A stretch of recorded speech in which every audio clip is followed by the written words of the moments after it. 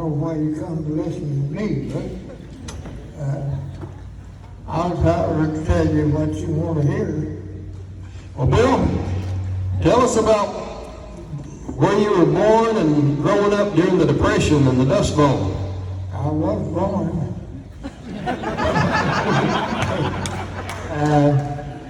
I was born in Torrance, California. My mother told me this story. I was born in a tent, but it did have ground floors. I guess that was something extra. This was in the oil field camps. My dad would go out there and work in the oil fields, and that's where I was born. They named me William Norman Parker, and my dad just stepped up and said, the boy's name is Bill. He's born a cowboy, he'll be a cowboy, and he'll die a cowboy. And I tried to live up to that. War took part of it though, took the big part. I would have been a professional bull rider if the war hadn't come along. And I rode bulls enough in the outside range, roping other people's bulls and catching them and riding them, till I knew that I could make a name. Anyway, after the war was over, I met, I can't think of his name, big bull rider from down south. And I told him, I said, if a war hadn't come along, you'd have had some competition. You'd went in the war. But it did come along. So I ended that. How did the Dust Bowl affect you when you were growing up? The Depression. The Depression, how did it affect you, Bill? How did it what? How did the Depression affect you? Oh, well, the Depression, why, changed a little everything I was going to do. We didn't have any money, just barely did have some shoes. But well, it didn't bother me much because I had a good horse and saddle and all the outside range. I roped when I wanted to. We had a few cattle, kept them in the mountains. And one of my jobs was to go out and see about these cattle, which I did ever so often. Anyway, I went back in the mountains one day, found the cows pretty early, and I found a big vine of grapes, and big blue grapes. Man, I ate them things till I was full. Then I come out of the mountains on the way that I had to went in and come back down a road, and there was the prettiest girl I ever saw standing there at the mailbox. And I stopped and talked to her, didn't get off my horse, just talked to her for about 45 minutes or an hour. She finally said she had to go, so she did. I didn't see her the rest of that year, but anyway, I never did get her off my mind. Yeah, how long did you have Carlene? How long? 73 years. Okay, now, you started going with Colleen, and then you had to go into the Army after Pearl Harbor was bombed. And she wrote to you the whole time. She wrote to me twice a week. And I wrote back when I could. But that wasn't too often. But anyway, Well, you trained right down here in Texas at Fort Walters, or Camp Walters then, and then shipped out to Europe. yeah, Camp Walters, Texas. And then you got to Europe and on D-Day, you went across the channel on the USS Thomas Jefferson. Tell us about how you unloaded and got onto the landing craft and went to the beach. Well, Bill, tell them what the Navy fed you for breakfast. okay. I don't guess there's any sailors in the bunch. But for breakfast that morning, they fed us beans, just beans. That was on June the 6th, 1944. Anyway, we ate the beans, but Then you had to get on the landing craft, Bill. You were the first man to get on the landing craft. that was, I was the first man on the landing craft. That is after we took 17 weeks training, and training from one beach to another. And then we got on a big, I guess there's some Navy men in here, so I better call it a ship. I thought it was a boat, but they informed me it wasn't a boat. But anyway, I guess the morning of June the 6th, they fed us beans for breakfast. And we all ate the beans. Bill, they want to know how you felt going across that water, the channel. Were you scared? Was I scared? No, I wasn't scared. Not because I didn't have sense enough to be. It's just because I'd had so much training, all I was doing what I trained to do. That was cross the beach. Bill, when the ramp went down to 0631, who went out first? Who went in waist deep water? 0631. Yeah. Well, I didn't know about the one.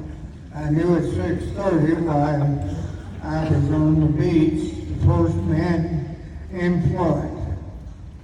The reason I was the first man in front is because I carried a big load torpedo to blow the water.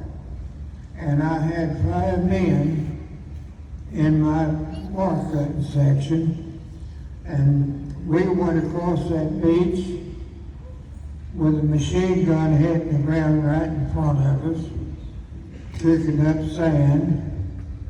And we got up to the water though, without all getting shot, and we stuck our torpedoes under the water. Next man stuck his under the end, and then we broke the water. That's when I looked back, and there wasn't nobody behind me.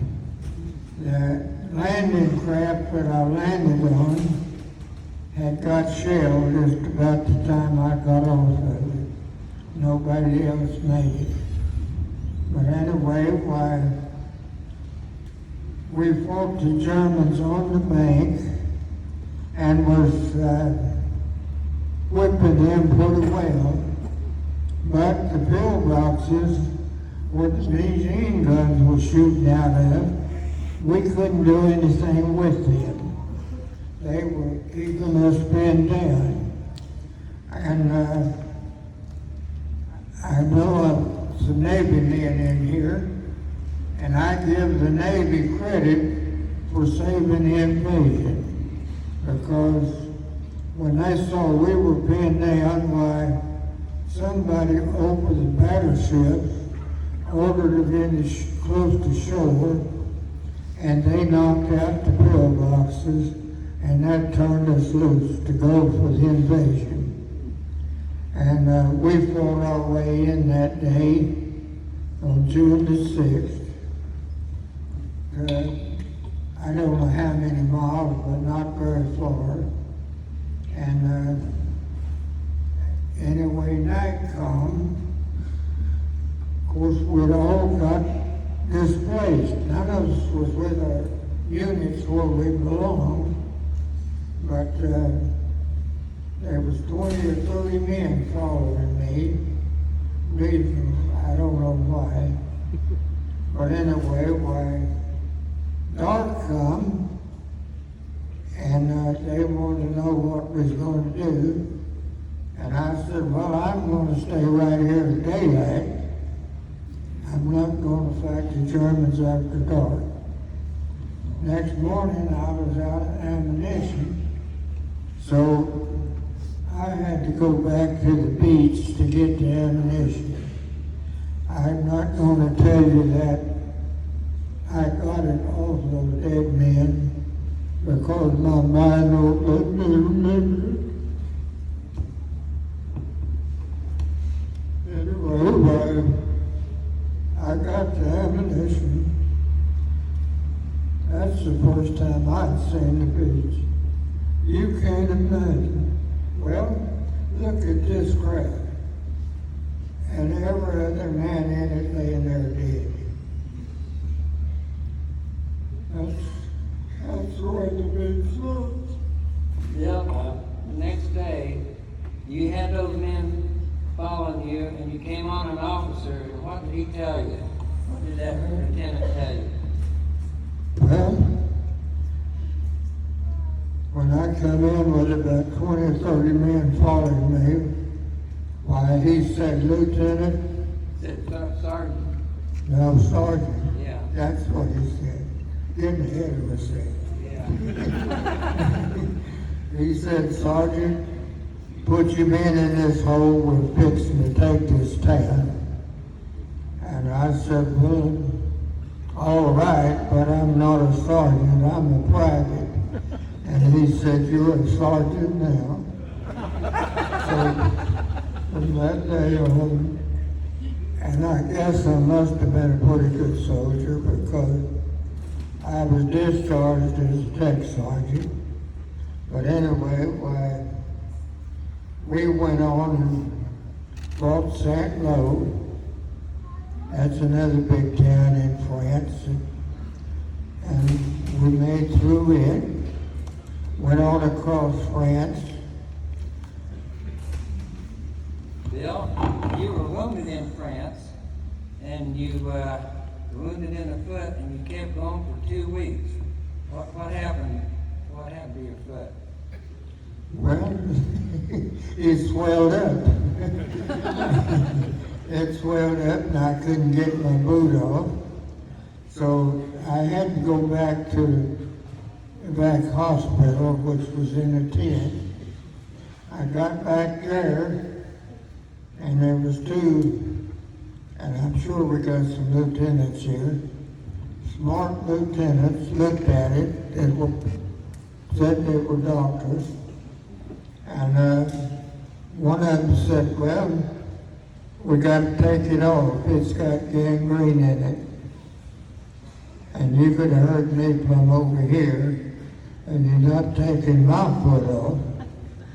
And captain heard it, and he come over and looked at it, and he said, no, get you a bucket of Epsom salt, soak it till it comes to a head, then take it off.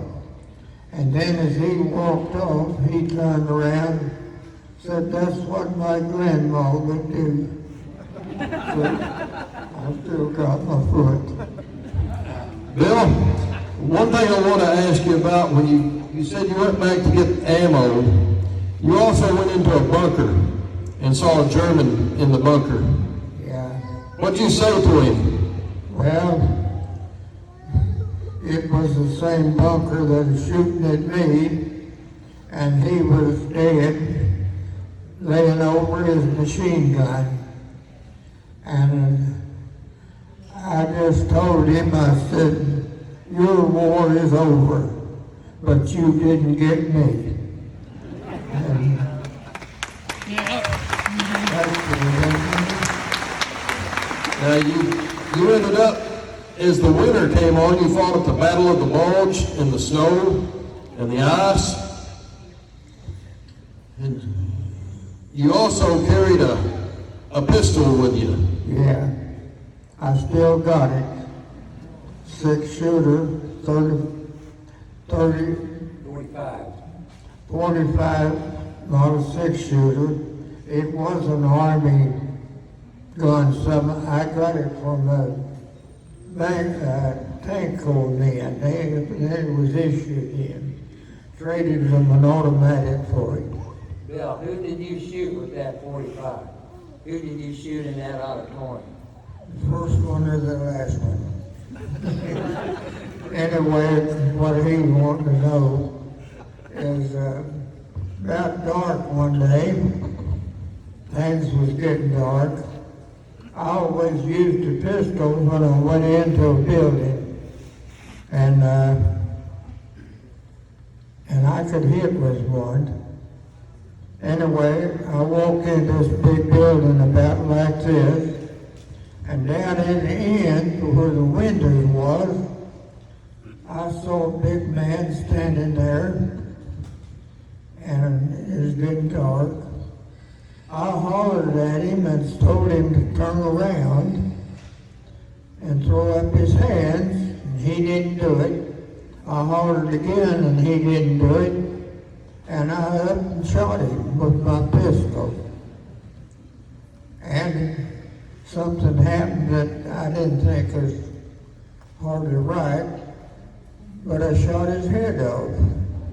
It just fell over to one side. Well, I went down to see what it was, and I had shot Hitler. It was a big chalk bust to Hitler.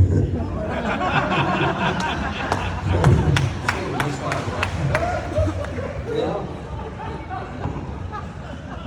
that was probably, yeah, they called you, this is Sergeant Parker, he shot Hitler. All of my men after that, every chance they got, that's the way they introduced me, was this is Sergeant Parker that shot Hitler. Bill, when you were clearing that one house and you didn't clean your M1, you were so muddy, what happened? I like to got killed.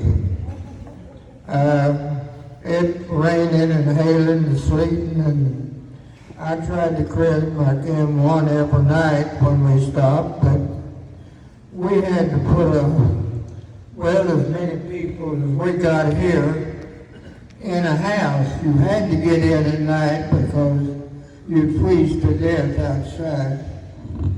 And there wasn't room enough for you to do anything. So me and another soldier slept in the bathtub. I tried to clean my rifle a little, but I didn't get much done. Next morning we attacked it, and I went into a house, and just as I went through the door, there was an overturned table, and a German stuck his head up with his rifle, pointed right at me, fixing to pull the trigger. Well, I hadn't cleaned my rifle that night because I didn't have room. And when I pulled the trigger, it just snapped.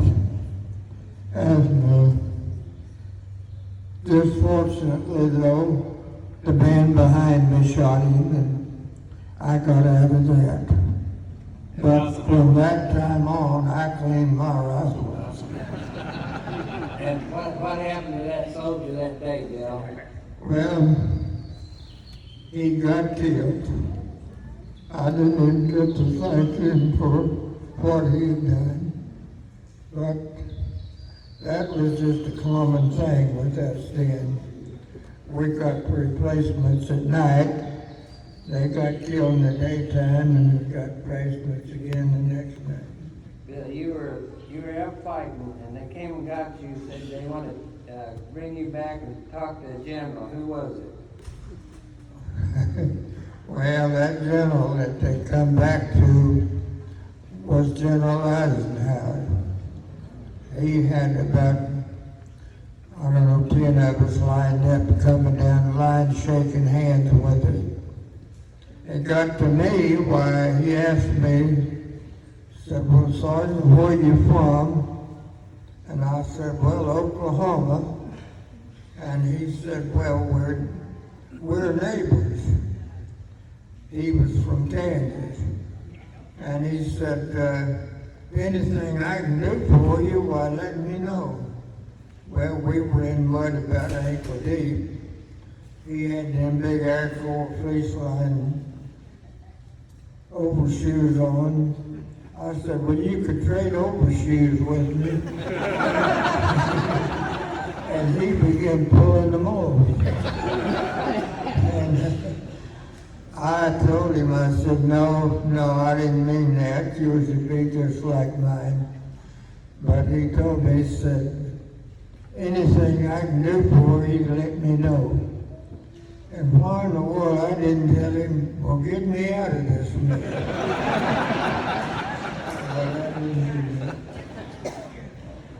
Okay, so you ended up meeting the Russians.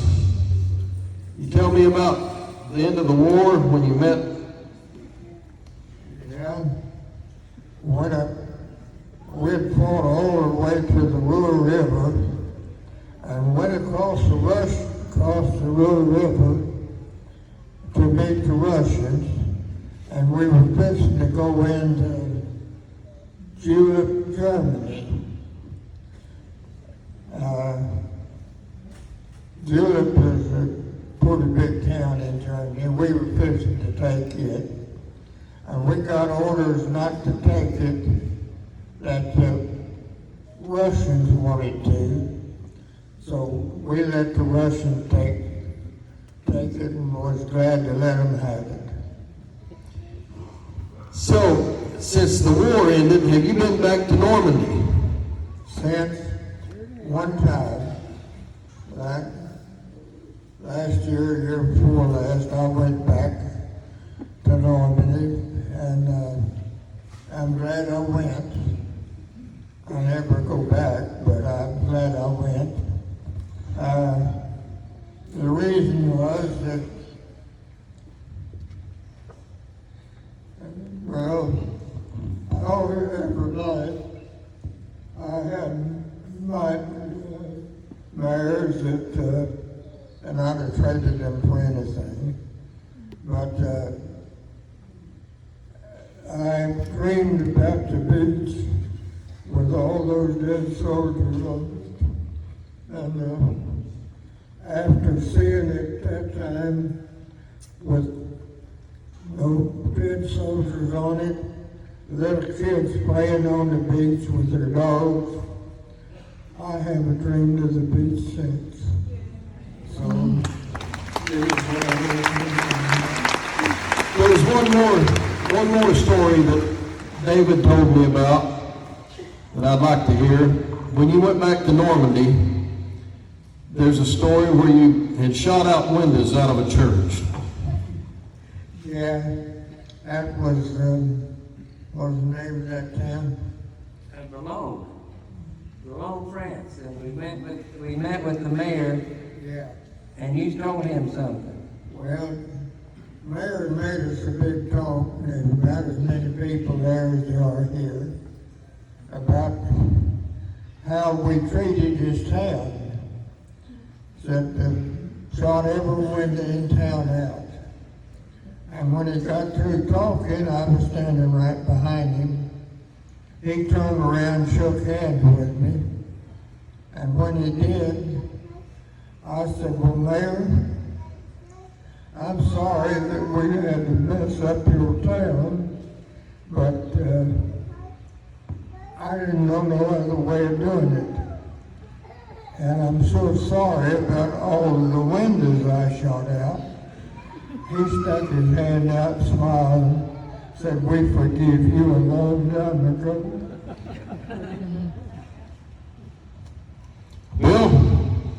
I appreciate you coming all the way down from Tulsa to talk to us. I hope Texas has been good to you. It will be. And I'm tickled to death to see the crowd we've got here today. All of them are good Americans.